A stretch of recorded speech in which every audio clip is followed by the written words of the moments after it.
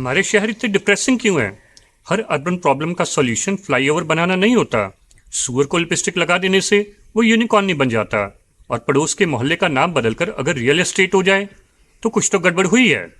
आपको गलतफहमी है कि शहर इंसानों के लिए बनते हैं, बल्कि सच ये है कि ये बनते हैं कार्स और कंज्यूमर्स के लिए।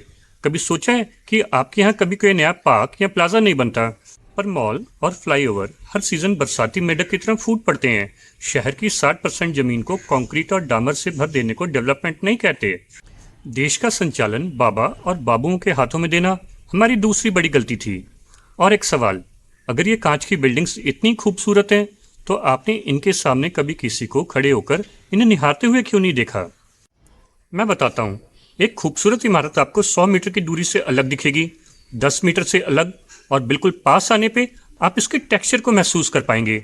आप इसे ऐसे समझिए, इमेजिन कीजिए कि आप एक सैंडस्टोन या बलुआ पत्थर से बनी इमारत के सामने खड़े हैं।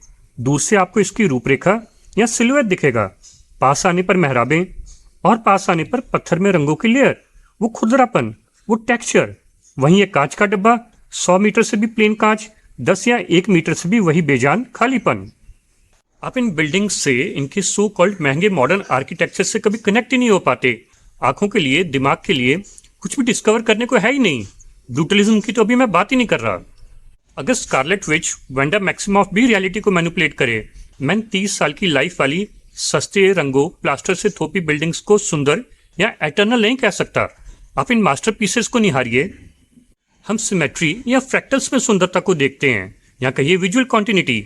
हमारी गलियां भी किसी ओपन एयर म्यूजियम से कम नहीं है, न जाने कब क्या दिख जाए। देसी सलाद की प्लेट से ज़्यादा रंगों और चीज़ों की वैरायटी हमारी गलियों में मिल जाएगी। अंकल जी के 90 के दशक के घर के पास एक कॉर्पोरेट बॉक्स, उसके आगे बाथरूम की टाइल्स वाला होम फ्रंट, और थोड़ा और आगे एक आटा चक्की। अर्बन साइकोलॉजी में इसे डायरेक्टेड अटेंशन फटीग कहते हैं। फिर कहते हैं कि हम हैप्पीनेस इंडेक्स में इतना पीछे क्यों है।